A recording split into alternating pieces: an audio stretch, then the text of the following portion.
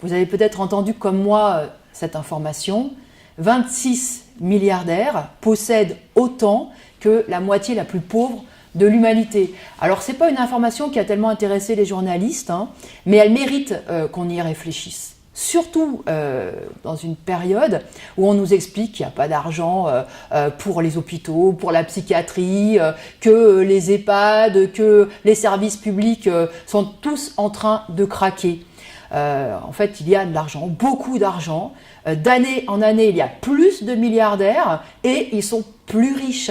Et c'est vrai à l'échelle du monde, c'est vrai aussi à l'échelle de la France, puisque depuis 2008, le nombre de milliardaires est passé de 14 à 40. Et à 40, ils possèdent à peu près l'équivalent du budget de l'État.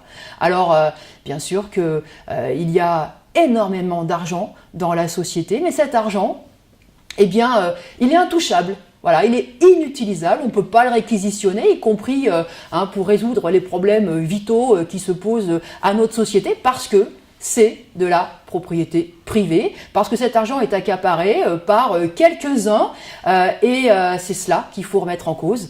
C'est cette sacro-sainte loi de la propriété privée.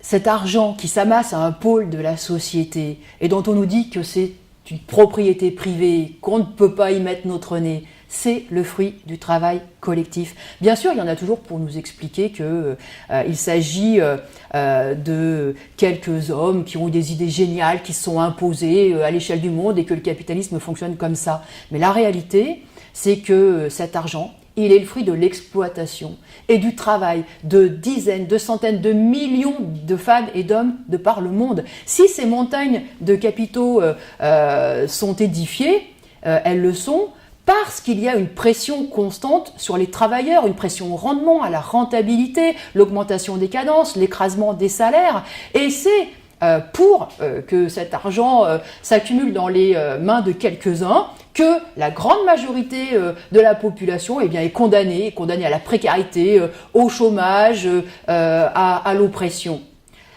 Et puis il y a un autre aspect, c'est le pouvoir économique que donnent ces milliards à quelques-uns.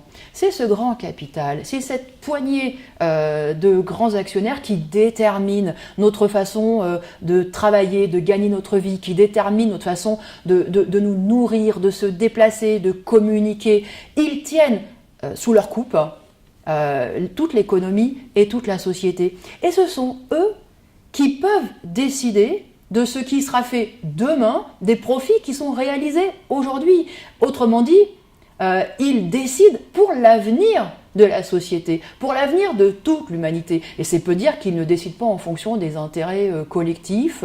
Ils se moquent complètement de savoir si, y compris les travailleurs, ceux qui portent la société, vivent correctement, s'ils peuvent se nourrir, se loger, tout ça, ils s'en moquent. Il n'y a que le profit à accumuler le plus vite possible. Et dans ce contexte de capitalisme agonisant, eh bien, on voit aussi leur priorité, c'est la spéculation et c'est la finance. Autrement dit, ils nous mènent à la catastrophe. Ils mènent l'économie et la société dans une impasse totale. Alors, oui, il faut leur enlever ce pouvoir-là, et ce pouvoir-là, eh bien, on le leur enlèvera en les expropriant et en transformant ce grand capital en capital collectif. Marx avait un mot pour dire tout ça. Il expliquait qu'il fallait exproprier les expropriateurs. Eh bien, c'est une nécessité aujourd'hui plus que jamais.